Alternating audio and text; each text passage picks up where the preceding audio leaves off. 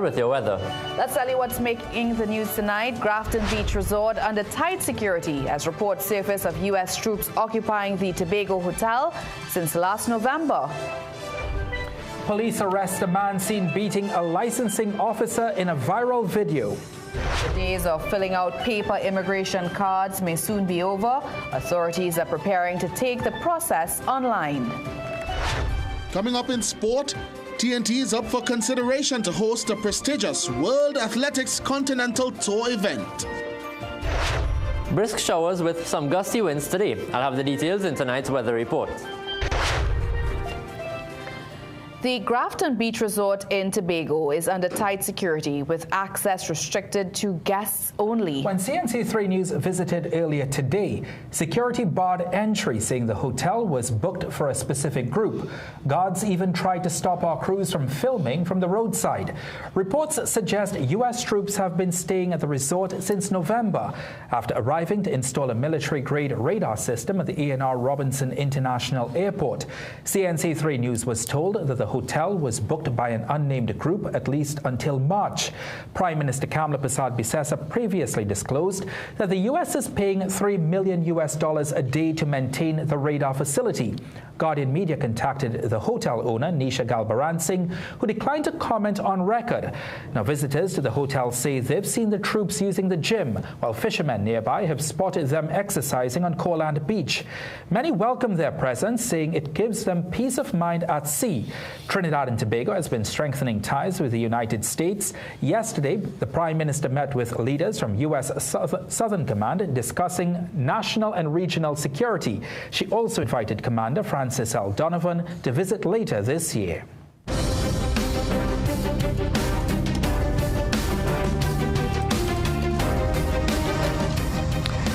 The government is yet to disclose the tangible outcomes of Prime Minister Kamla Persad-Bissessar's meeting with officials from United States Southern Command. Officials said the talks activated the second phase of the administration's crime suppression strategy, shifting focus to operations on the ground and identifying projects to be implemented. However, no further details were provided. CNC3 News sent questions to the Prime Minister and Defense Minister Wayne Sturge, seeking clarification on the next steps. While neither responded, Sturge later issued a statement praising the Prime Minister's leadership and noting that TNT was among a group of just 12 countries from the hemisphere participating in the initiative. He also dismissed concerns about sovereignty, saying a credible claim to sovereignty requires the ability to define and secure national borders. Sturge added that the Prime Minister had begun discussions with U.S. counterparts since last year to strengthen bilateral security cooperation, including enhanced intelligence sharing, surveillance support, and access to advanced equipment. He said the country is now better positioned to pursue what he described as a national security reset. Meanwhile, the Legal Affairs Minister says Trinidad and Tobago's sovereignty is not under threat following government's latest partnership with the United States. The issue has sparked debate after Prime Minister Kamla Persad-Bissessar announced on Sunday that Trinidad and Tobago has joined the America's Counter-cartel coalition, a U.S.-led regional military and security alliance aimed at combating transnational crime. She said the decision was taken in the interest of regional security. Outside Parliament today, Saddam Hussein defended the move, saying that TNT maintains close relations with the United States on trade and security matters. The U.S. has always been historically a very strong trading partner with Trinidad and Tobago. In fact, we have been working very closely, not with only trade alone, but on several matters of national security. So that is a particular interest that we have always had historically, various administrations with the United States. However, under this new administration, there has been a strengthening of that diplomatic relationship. However, former Foreign and CARICOM Affairs Minister Dr. Amory Brown questioned the level of transparency surrounding the government's recent engagements with U.S. officials. He argued that the public has not been provided with sufficient information about the encounters. I heard about a meeting with Southern Command, but the evidence that we've seen indicates more a handshake, a courtesy call, photo opportunities, brief visits, a tour of a facility. Those aren't meetings. Meetings generate notes, aid memoirs. A meeting would have some record, and a meeting would have deliverables and outcomes. So we're in a little bit of a twilight zone with this government. Opposition Senator and former Attorney General Faris Arawi said collaboration with the United States on anti-drug operations is not new for the country. Meanwhile, a retired security expert says Trinidad and Tobago's decision to join the U.S.-led America's Counter-cartel coalition is misguided. He argues the country faces a gang problem, not a cartel one. Speaking with CNC3 News today, retired Lieutenant Commander Norman Dindial said the coalition will not deliver anything new. He explained that the war on drugs has already failed to produce lasting results, and this initiative will be no different. Dindial warned that the coalition's real aim is to militarize the region, using lethal force while labeling drug cartels as both criminal and terrorist networks. He stressed that Trinidad and Tobago's true enemy is corruption, woven into government at every level. According to Dindial, dismantling those entrenched relationships is not the job of the military. You cannot shoot a bomb, an organized crime, out of existence. Even if you capture or kill the big fish, disrupt activities and supply chains, destroy drug labs and kill drug mules and smugglers, any thoughtful military officer or intelligent analyst can tell you that it achieves truly little towards the larger goal of eliminating organized crime and criminality. Meanwhile, international relations expert Dr. Karen Niles believes this country siding with the United States against supposed drug cartels can have a negative impact in the long run. He said killing cartel members may have a multiplier effect. For every person that you kill, you may indeed leave behind 3-4 persons who have an incentive to take revenge, who have an incentive to respond. And cartels are not small organizations, right? And that's number one. And the likelihood that these organizations are just going to simply forget what happened is small. Dr. Niles warns that Trinidad and Tobago's compliance in killing of more than 150 people without due process during the lead-up to the U.S. detention of Venezuela's President Nicolas Maduro could have serious consequences in the future. Meanwhile, Dr. Niles maintains that law enforcement cooperation and intelligence sharing are far more effective strategies than the use of indiscriminate lethal force. Well, still to come in the news, Minister Saddam Hussein offers prayers for Muslims worldwide, calling for peace amid the U.S.-Israel war against Iran during this holy period. Grande residents dismiss talk of a curfew, but say crime fears are keeping them at home during the night. Coming up in sport, Presentation College San Fernando lifts the Secondary Schools Cricket League title, staying unbeaten all season. In the ever-changing media landscape, we at Guardian Media strive always to put you, our viewers and readers, first. We strive to uphold the time-honored tenets of responsible journalism. For us, accuracy is key. And in our reporting, we strive not only to be first, but fair, impartial, and to uphold journalistic integrity. Above all, we are accountable to you, and we must respect the views of our audience. That is our solemn contract with you. Keen attention to detail. Rigorous verification of facts. Use of credible sources and sound editorial judgment. Keep track of our editorial policies and guidelines, including our corrections policy, by logging on to www.guardian.co.tt for more.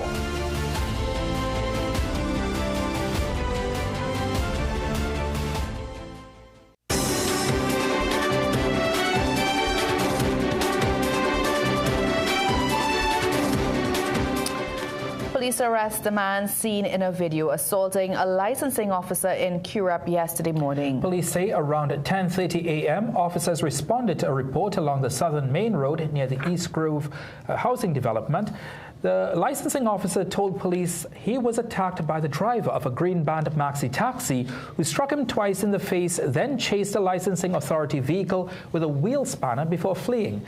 Later that day, officers went to the County licensing office where the suspect was identified and arrested. The 27-year-old man from Edinburgh 500 Chaguanas was taken to the St. Joseph police station.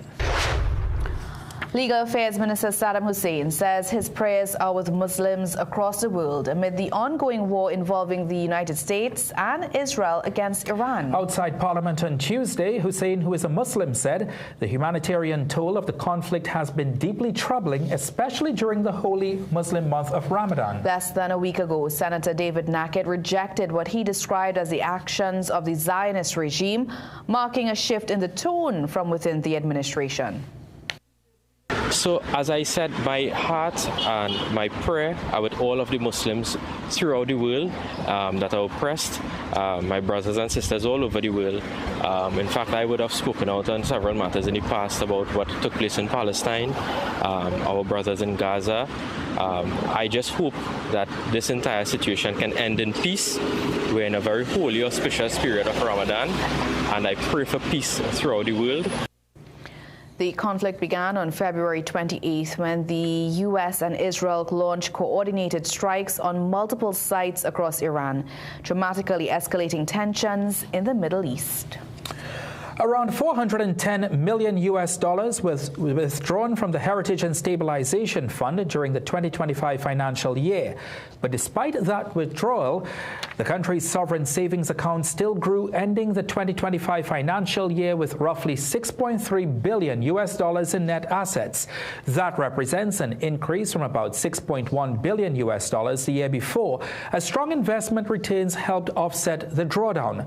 This was revealed in the 2025 Auditor General's report into the HSF. The report does not compare withdrawals from bipolitical administration, as both the UNC and the PNM would have been in power during the 2025 financial year.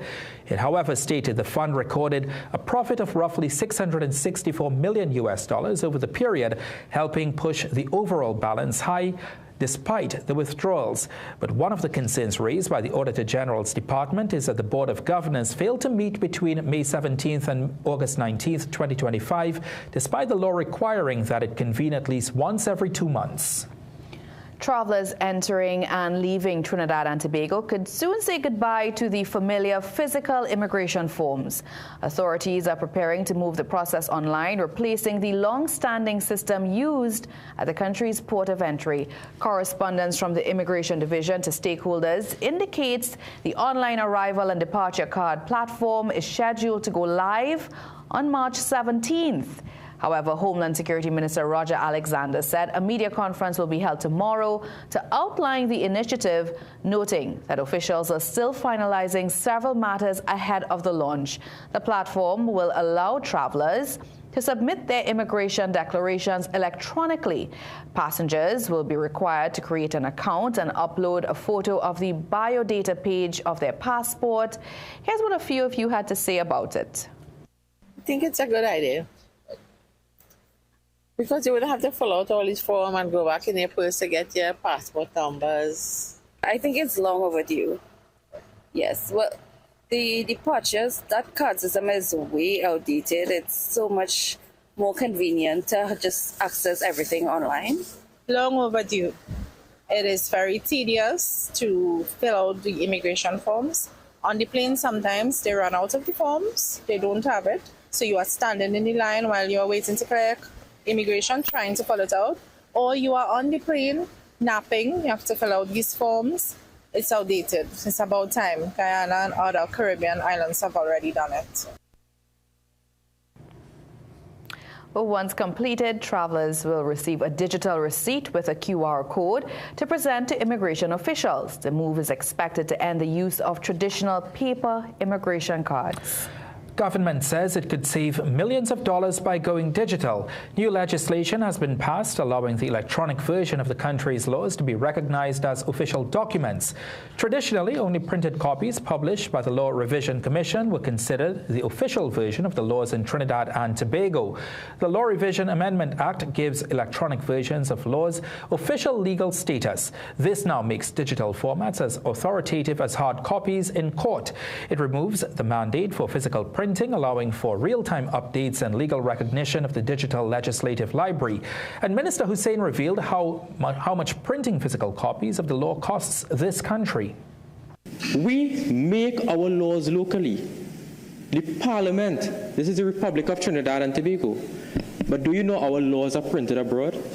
The 2006 revision of the law, which are the red binders, Mr. President, the year it was printed was in 2007. It cost the country $13 million. The official online laws will be available to the public via authorized government websites. The bill passed with unanimous support in the upper house. There is confusion tonight over what is causing disruptions in the schedule of PTSC buses from Citygate, which have left travelers frustrated. According to a statement from the PTSC this afternoon, the delays were due to industrial action by employees refusing to operate service, a shutdown of work areas and go-slow actions. But President of the Transport and Industrial Workers Union, Sean Roberts, said he's unaware of any such action. Industrial actions? No. We don't know nothing about that, because right now PTSC is dealing in good faith concerning us. Right, we have no problem with PTSC, so I don't see why they will put out something saying, right, that we are taking illegal industrial action. Meanwhile, several travelers at Citygate this afternoon expressed their frustration with the interruption in service.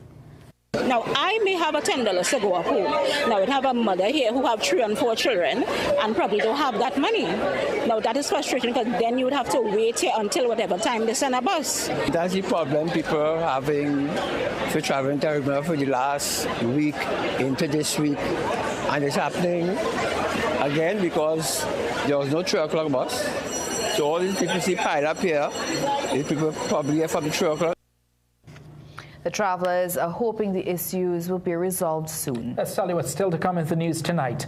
Contractor, company and Tobago businesswoman to stand a trial over $2 million VAT fraud case. We got some showers today over Trinidad, a bit widespread during the afternoon and even accompanied by some gusty winds. I'll have more details on that and the forecast coming up just after the break. The FIFA World Cup is coming, and all eyes are on Lamine Mall.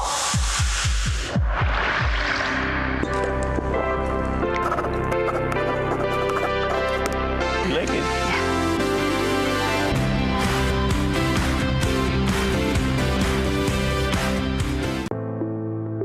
Life. What a wonderful journey we're on. Each stage is unique. And at Tata Life, we not only understand, but also appreciate that you'll have different needs at different times. So trust us to protect you and yours with our comprehensive range of financial planning solutions to ensure that you never, ever have to worry. To learn more, contact a Tata Life advisor or visit tatalife.co.tt today. For the many stages of your life, Tata Life, a member of the Ansa McCall Group. Dress like you mean business. At The Working Woman, we bring you stylish, professional looks made for the modern woman. From casual to formal workwear, we've got your professional wardrobe covered.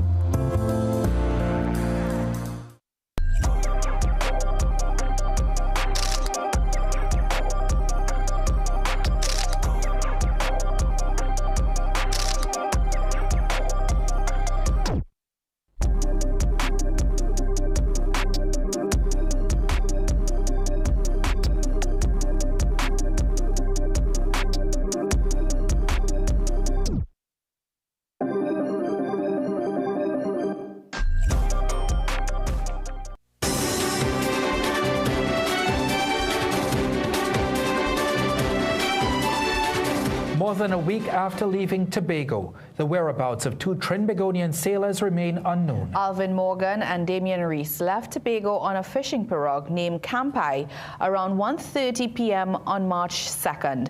The vessel was headed to Union Island near St. Vincent and the Grenadines, but it never arrived. CNC3 News understands there were unconfirmed sightings of the boat near Carriacou in Grenada. Now, the vessel was built by a boat manufacturing company in Trinidad for a UK resident to operate in St. Vincent. Hunter Search and Rescue Captain Valence Rambarat says a report was made to the Trinidad and Tobago Coast Guard, but attempts by CNC3 News to get an update from the Coast Guard proved unsuccessful. A contractor, his company, and a Tobago businesswoman are heading to trial for alleged VAT fraud. High Court Master Commissioner Gray last week committed Richie Habib, his firm Habib International, and Yolan Clark to stand a trial after a sufficiency hearing. The case involves 65 invoices worth more than $2 million that Habib's company submitted to the Tobago House of Assembly. The invoices included VAT, even though the company was not VAT registered. Investigators say the invoices carried a VAT number belonging to Clark's company. The Board of Inland Revenue alleges payments were collected, but no VAT contributions were made. The court ruled there is enough evidence for a trial. The matter comes up on September 18th. Well, tonight in Business Watch, a major transition at the top of the country's energy value chain as Atlantic has confirmed a change in leadership. Meanwhile, First Citizens is reporting a significant exit from its executive suite. And in other business news, Massy Group has opened its doors to a state-of-the-art distribution center that promises to be a game changer for the English-speaking Caribbean. More in tonight's Business Watch from Keisha Kaulesa Alonso.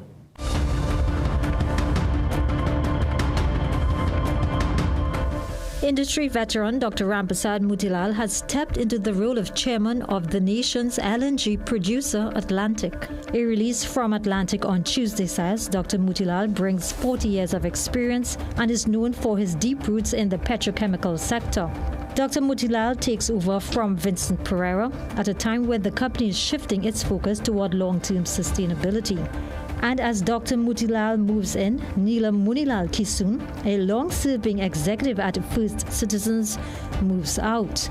Munilal Kisun, the group's deputy CEO of operations and administration, stepped down on March 6th. Her exit follows several high-level changes, including that of Karen Darbisi, who left as CEO of First Citizens Group last year.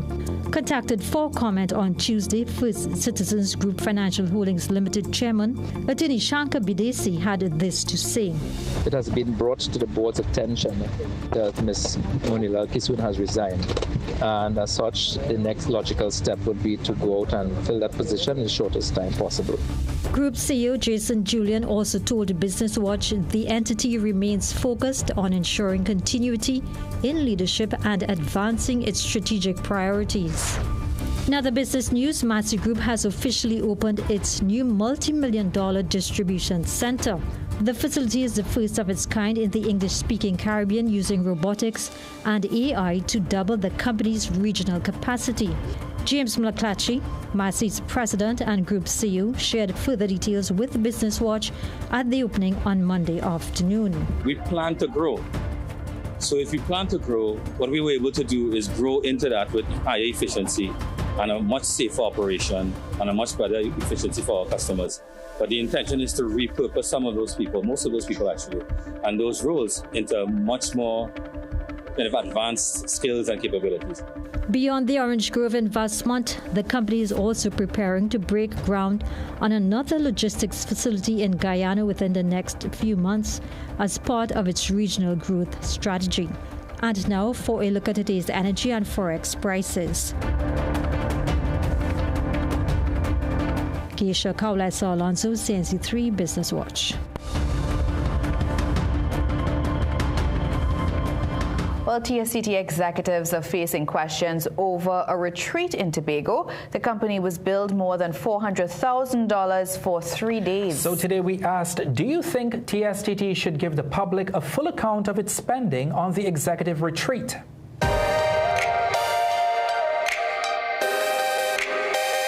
Yes, Yes, I think they should give an account for what money was spent because it's not theirs to spend. Seeing the state of the economy now, I think they should give an account on how the money is being spent for frolicking and whatever. We have a lot of serious issues facing in the country right now. So it could be that it's squander, it could be anything that's going on with the money. So if they're supposed to have some proof for it, how it was spent.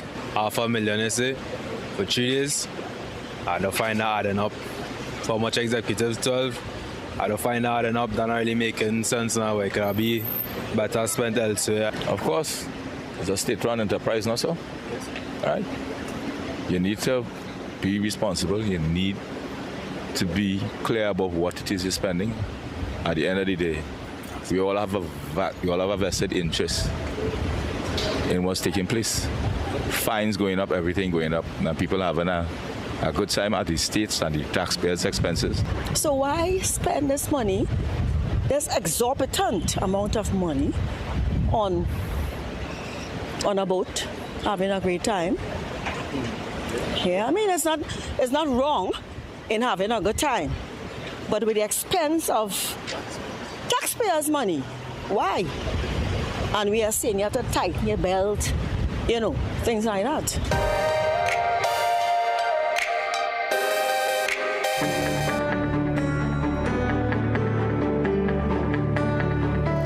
Jean-Marc's here with the weather forecast. Quite a hot and hazy day today, Jean-Marc. Was it dust, smoke, or rain? It was a combination of all three, actually. You know, early in the morning you get the haze. With the low angle of the sun, it actually looks a bit worse than it is. And we have smoke from the bushfires as well. So let's take a look at the satellite to see what's up with the rain as well. Here we have the cloudy conditions that were over Trinidad earlier today, which gave us some brisk showers, first starting over southern areas, then spreading to central and eastern areas as the day progressed. Now, there were some reports of gusty winds accompanying those showers. Also, the remainder of the Lesser Antilles had similar weather today, and Barbados even recorded a gust of 69 kilometers per hour associated with nearby showers. Off to our east, we do have some patches moving in, which will continue to give us the odd occasional shower over the next few days. So for the forecast for tonight, those partly cloudy conditions are expected to linger, and we'll have a few isolated showers, with the odd one becoming moderate over eastern areas. Overnight lows of 23 in Trinidad and 24 degrees Celsius in Tobago. Tomorrow, those partly cloudy conditions will likely continue, and we'll have a few showers, again most likely favoring the afternoon. Conditions are still expected to be breezy, so they'll be brisk passing and bring the possibility of some stronger winds or gusts nearby. Now, a quick look at the air quality. The Saharan dust has been negligible to mild over the past few days, so we've been having generally good air quality. But there is a small plume that's expected to get close to us this weekend, and I'll be keeping an eye on it as the week progresses. Now, sea conditions are currently on the higher end of moderate, with waves in open waters up to 2.5 meters and near 1 meter, occasionally choppy in sheltered areas. Winds are expected to be out of the east-northeast at 15 to 20 knots, so it's still breezy out there, so please exercise some caution. Now, the winds are expected to decrease a bit later this week, but I am seeing the potential for rough seas again early next week, so I'll be monitoring that as well. Looking ahead, we'll have those partly cloudy conditions tomorrow, but with just a low chance of some showers, and that chance increases from Thursday onwards, where we'll have some isolated light to moderate showers until Saturday. Then Sunday seems to be a bit more on the drier side of things. Also, with the extra cloud cover on Thursday, we'll likely have a slightly lower high temperature of 30 degrees, but it'll be a bit humid as well with the extra moisture. Otherwise, generally high temperatures between 31 and 32 degrees Celsius. So Ria, unfortunately, the warm conditions are expected to continue. Hopefully, with the extra rainfall in the next coming days, we will have a little less of the bushfires. Yeah, I'm greatly anticipating the rainfall. I think the country looks a bit scorched right now. It's so hot. Everywhere you go, if you drive alongside the entire highway, it's just completely brown. You're bound to see a few bushfires headed south. Exactly. Yeah. All right, thank you so much, Jean-Marc. Let's take a break. We'll be right back. Eid Mubarak from Passad's The Food King. Joyful savings for every home this Eid on Ibis all-purpose flour, 5 kilograms, $29.99. Central Farm Halal duck, £4.99. Halal bone goat, £3.99. Dutch potatoes, £5, $10. Halal mince beef, £4.95. Chana large grain, 2,000 grams, $39.99. Split peas dal, 400 grams, 3 packs for $9.99. Regal seedless dates, 200 grams, $14.99. Fresh harvest sweetened condensed milk, 390 grams, 3 tins for $25. Nestle Carnation evaporated milk, 250 ml, 2 packs, 15. Shake vermicelli wine, 200 grams, 4 packs, $19.99. Flavorite ice cream, 3.2 liters, 2 tubs, $99. Chubby soft drink, 2 cases, $77. Eid Mubarak from Passad's The Food King. Sale ends 22nd March 2026 or while stocks last. Quality value, that's our way. A real Bushsides, we're here to stay. The Food King Bushsides. My man Andre. Good night, Anthony. 7 years with the company, and we couldn't do it without Antoine. Happy birthday, dear Alejandro. Happy birthday to you. Who's Angelo? We're like coworkers who don't forget your name. I'm Angelo. CG United. Good like that. Struggling with blood sugar swings, high blood pressure, or stiff joints? Take control with Aja Nutrition's powerful wellness trio. Berberine Plus supports healthy blood sugar. Blood pressure support helps keep your pressure in check. And Joint Aid keeps your joints moving so you can stay active every day.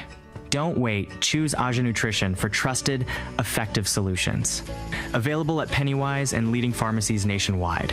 Feel better, move better, live better with Aja Nutrition.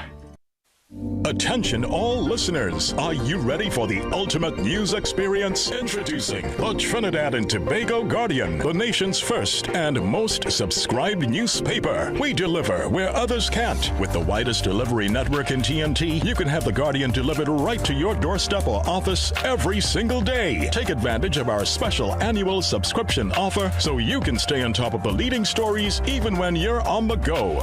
Sign up today. Time is running out. Inquire about our 3-month and 6-month packages as well.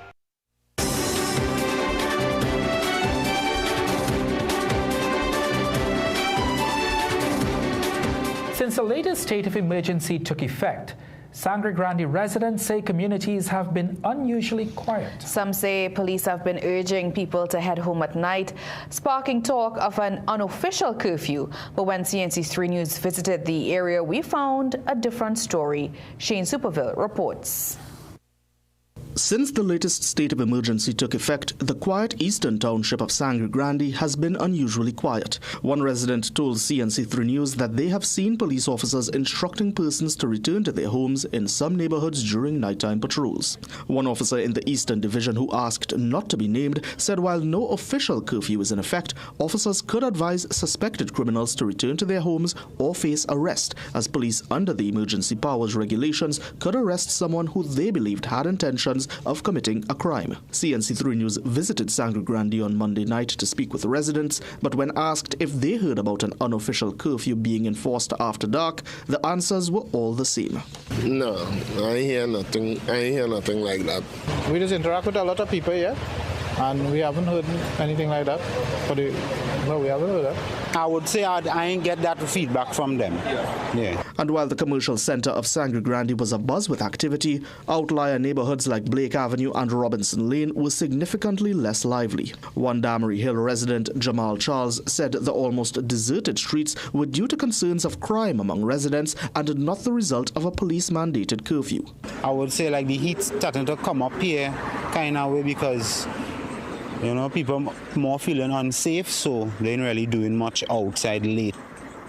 That is really it. Charles, a lifelong resident of Damery Hill, says he has seen the uptick in violence in and around the neighborhood, noting that his mother was struck with a stray bullet a few years ago. In the township's center, taxi driver Dexter Lazama said he was also concerned about the rising crime, adding he too has been personally affected. I'm not saying that things cannot happen because I was accosted gunpoint twice in my life already, but basically I work man's hand short.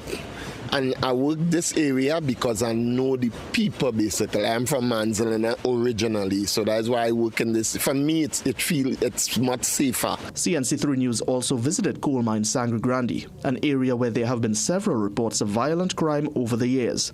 And after close to 20 minutes in the area, only a single vehicle and bicyclist were seen, a sign that the night was over for many.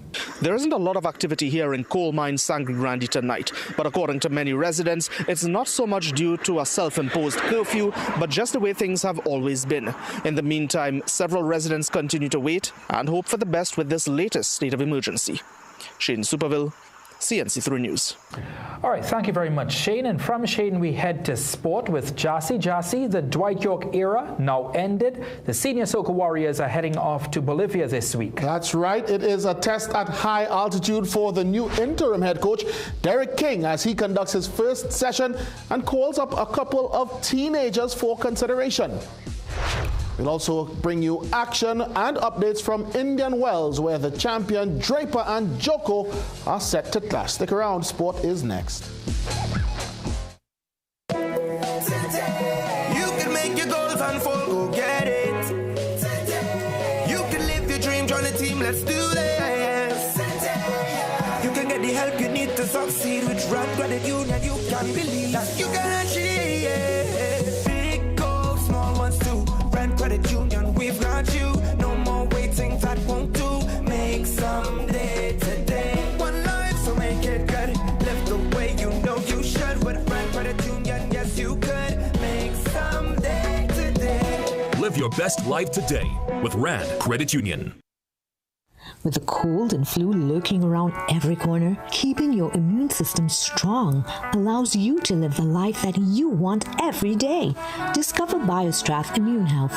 BioStrath Immune Health is a unique plasmalized yeast product that enhances the absorption of essential micronutrients, ensuring that your body stays resilient. And now enriched with zinc, it is your go-to support for immunity. Staying vibrant and healthy just became a whole lot easier. BioStrath Immune Health. Get what you need naturally. Welcome to Holiday Inn Express and Suites. Do enjoy, Stacey. You want some coffee? Can I have a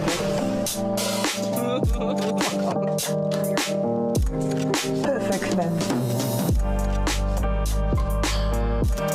That's exactly what we need. Hi, the pool is this way. Whatever you're here for, we're here for you. Stay smart at the Holiday Inn Express and Suites.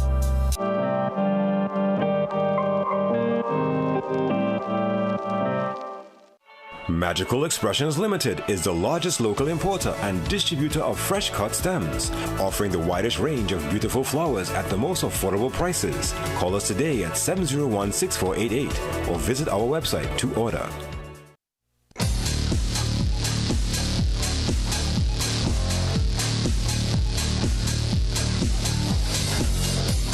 Welcome back. It's time for sport now. Trinidad and Tobago is being considered to host a World Athletics Continental Tour event.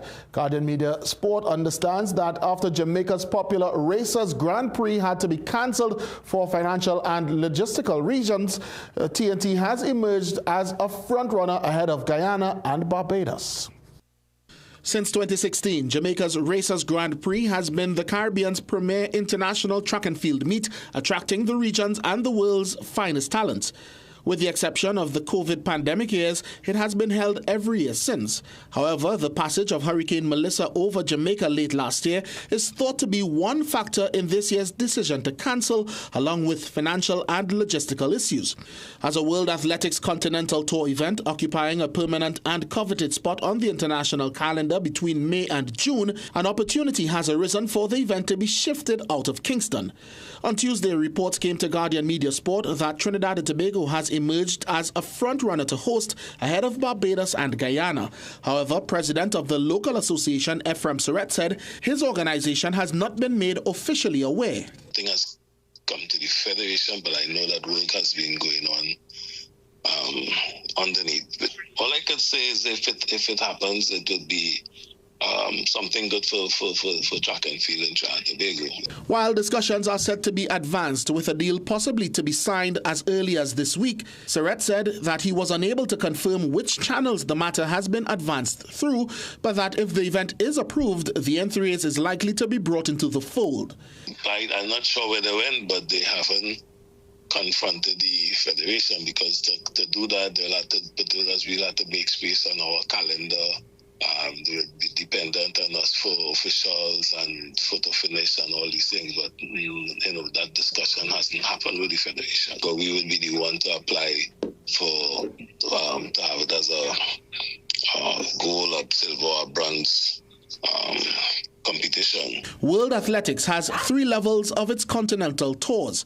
The Gold Tour event carries a minimum $200,000 total prize purse, Category A rankings points for athletes, and must include 3 top 50 athletes in each of the 12 events. A Silver Tour carries a $75,000 purse and must attract 3 top 100 athletes in 12 events, while a Bronze Level Tour must have 6 athletes from at least 3 different countries per event.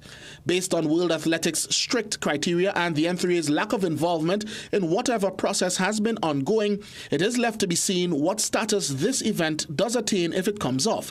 However, it should be noted that the Racers Grand Prix moved from an IAAF area permit status to gold status in 2020, holding that until 2024 before being reduced to silver status for 2025 and 2026. Racers Track and Field Club Chief Operations Manager and Grande Prix CEO Devon Blake said he could not divulge the status of discussions, but said TNT's recent hosting of the 2023 Commonwealth Youth Games as well as the 2025 Carifta Games might advance its prospects. It's comparable, except that this now would be a professional athlete.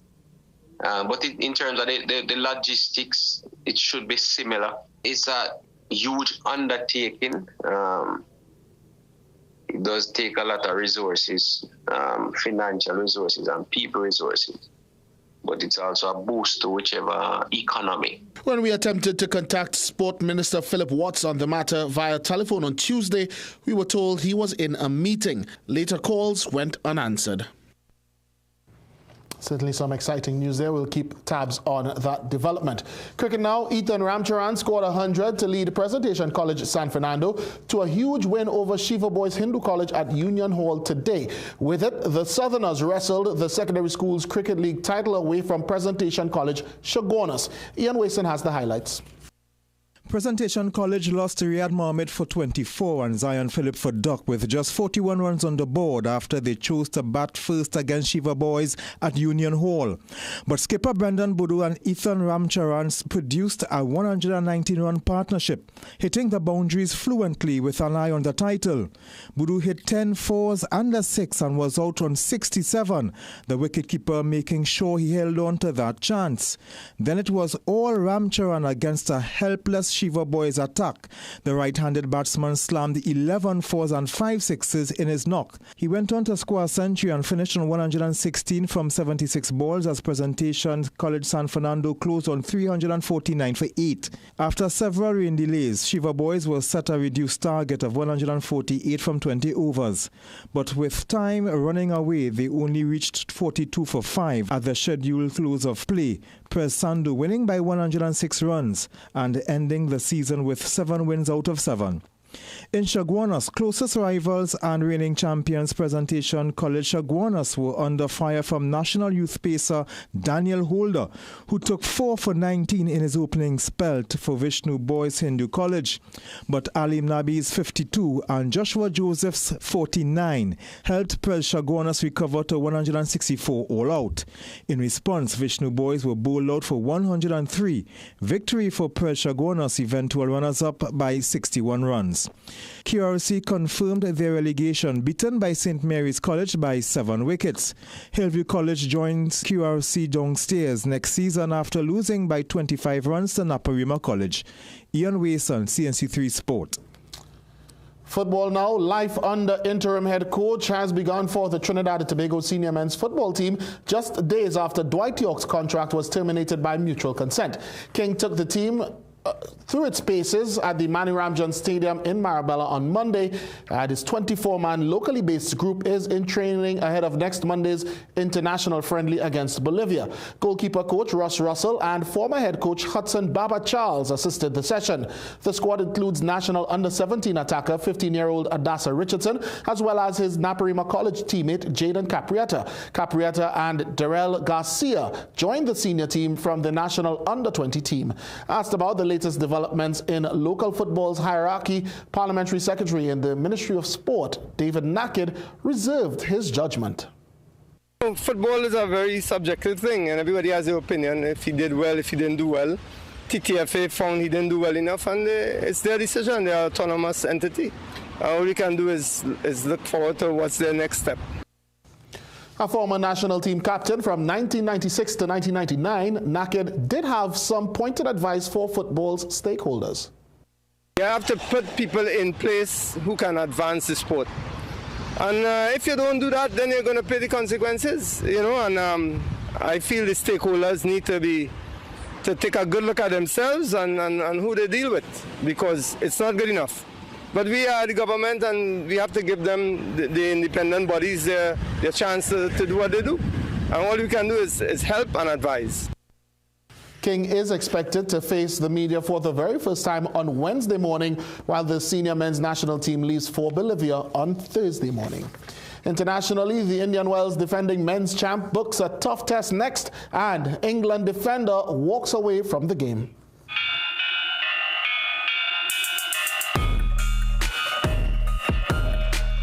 England defender Kyle Walker will not seek a chance to play at a third FIFA World Cup for his country after announcing his retirement from international football with immediate effect. The 35-year-old right-back calls time on his career after 96 appearances featuring at 5 major tournaments including Euro 2016, 2021 and 2024.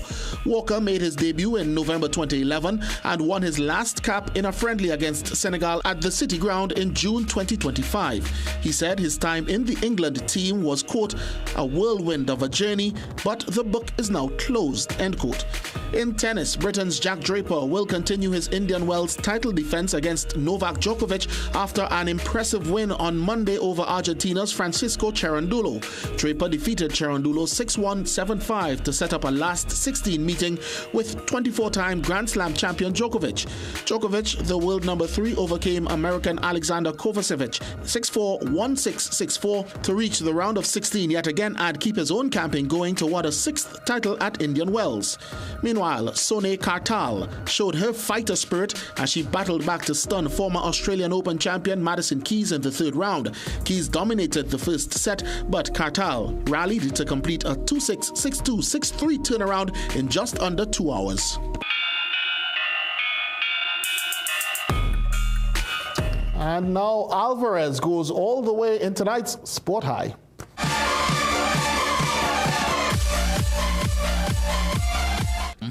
So, for a goal straight out of counter-attacking 101, Alvarez and Atletico get our CNC3 Sport High.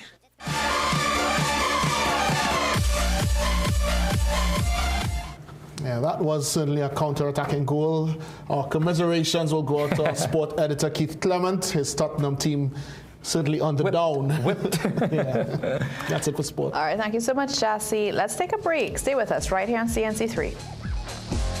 We are your one-stop, most convenient, most helpful, most caring community pharmacy. Our pharmaceutical services include dispensing medicines, repeat dispensing, clinical governance. But we also have a fully stocked convenience store featuring our refreshment aisle, grocery lane, personal care products, toys, pet supplies. We are most conveniently located out of the traffic, just 2 minutes off the highway in Heartland Plaza in Devonshire Corners. Contact us on 220-8705 or 470-5938 and visit us soon. Get a free pair of polarized sunglasses with the purchase of new Gen S Transitions lenses with anti-reflective coating and frames.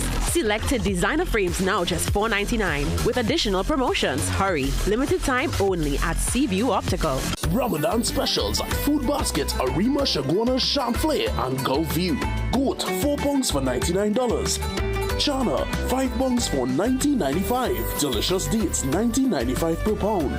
Big deal, 1 gallon oil, $59.95. Crown 8 kg rice, $59.95. Green butterfly evaporated milk, 3 for $17.95. 4Z vermicelli, 1600 gram, $24.95. Ramadan specials at Food Basket, Arima, Shagwana, Chamflair, and curfew. This season, Ask the Doctor is at a new time. It's your weekly prescription for trusted medical advice. In the Doctor's Capsule, Dr. Tilak Singh breaks down big health topics clearly and simply. Get a dose of smiles in the Kiddies Capsule as our youngest experts share health tips with heart. Explore the science behind the headlines in Medical Minds, featuring real doctors, real insight, and your questions matter. Join the open forum live and get answers straight from the source. Ask the Doctor, every Thursday at 8 p.m. only on CNC3. Filmmakers, producers, content creators, influencers, and recording artists. If you're looking to rent a versatile studio space with green screen, video wall, cyclorama, and more, look no further. GM Labs is here to make your dreams a reality. Located in the heart of Port of Spain on St. Vincent Street, GM Labs is your one-stop shop for all your creative needs with over 2,800 square feet to work with. Take your creative concept to the final product at GM Labs. Give us a call or WhatsApp or message us on our Instagram and Facebook pages at GM Labs TT.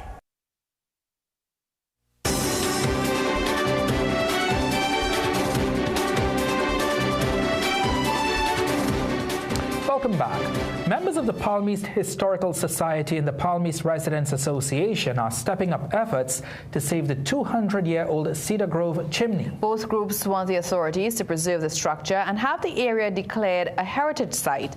Historical Society President Terence Honoré says it is a remnant of the old sugar estate, which is an integral part of local history. Therefore, they will continue to lobby for its preservation and protection. He says they are yet to receive official correspondence from any state body or main stakeholder.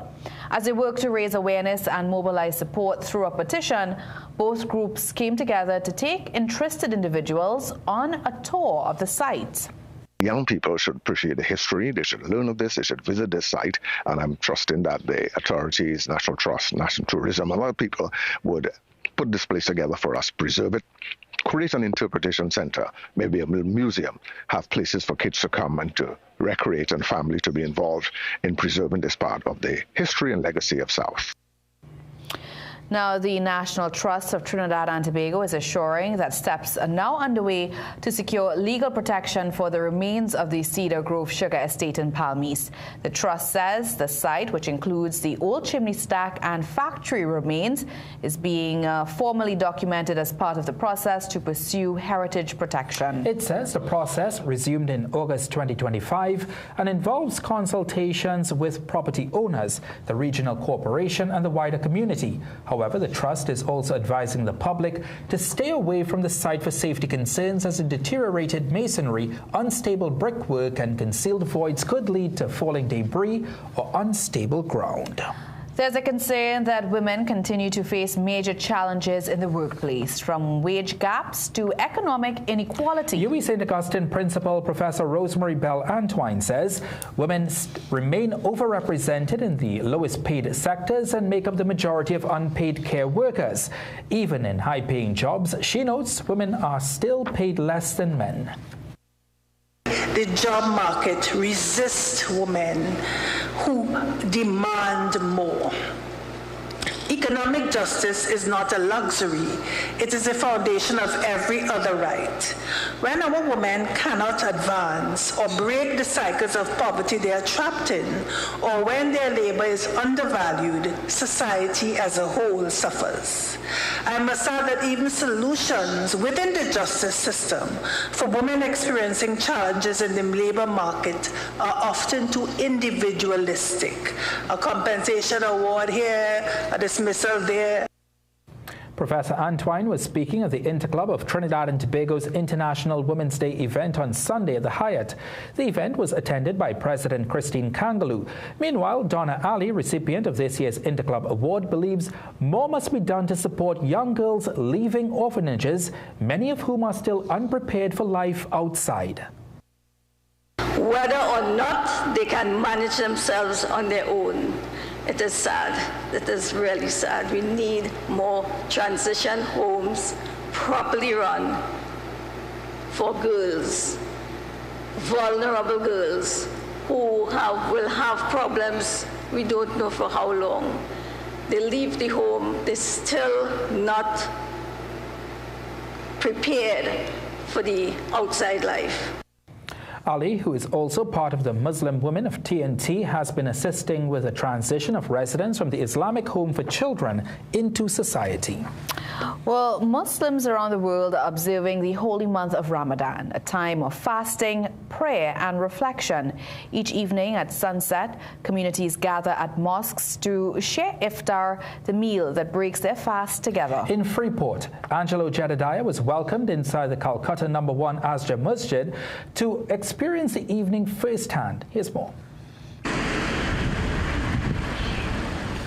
A quiet calm hangs over the grounds outside one of the oldest mosques in Trinidad and Tobago, the Calcutta No. 1 Asja Masjid, a place of worship, reverence, and community for generations.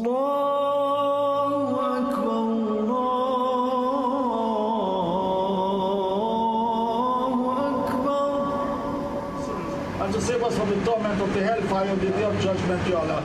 As the time draws near to break the day's fast, our Muslim brothers and sisters quietly recite a short dua, a prayer thanking Allah for the strength and ability to fast and the provision granted to break it. The act unites the more than 2 billion people around the world who follow Islam. The true purpose of fasting is to gain closeness to God Almighty. They call it taqwa. We don't eat anything or drink anything from the break of dawn until the sun sets completely. Nothing, absolutely nothing, not even a sip of water. The fast is then broken with an evening meal during this holy month, a tradition known as iftar. It often begins with eating dates and having a sip of water, a tradition set by Prophet Muhammad. But this portion is brief, as they pause to perform the Maghrib prayer, marking the official end of the day's fast. It's compulsory that you fast. It is compulsory once that you're not sick, once and you're not a traveler. If you're a traveler, you can exempt yourself from fasting, but it is good to fast because the Prophet Muhammad said we have to fast, and we fast. Outside the main prayer hall, others prepare to serve the meal, as more people show up to break their fast. And yes, the food was delicious. But the menu isn't the main attraction. For most, it's the simple joy of coming together.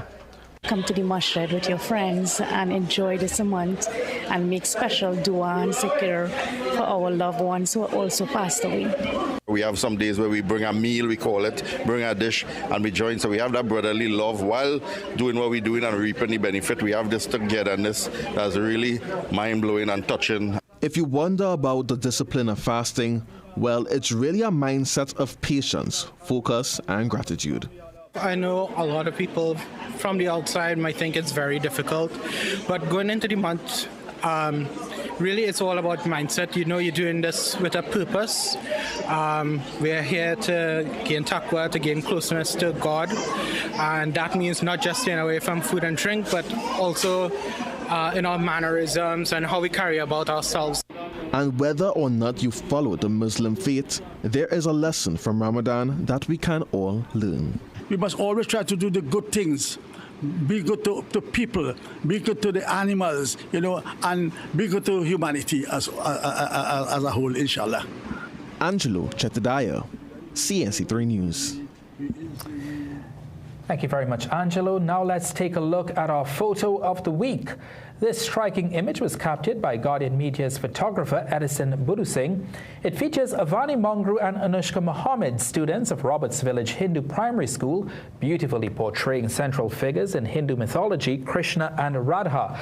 The pair took part in the Sanatan Dharma Mahasabha's annual Chautal Samalan schools competition held at its headquarters at Lakshmi Girls Hindu College on Saturday.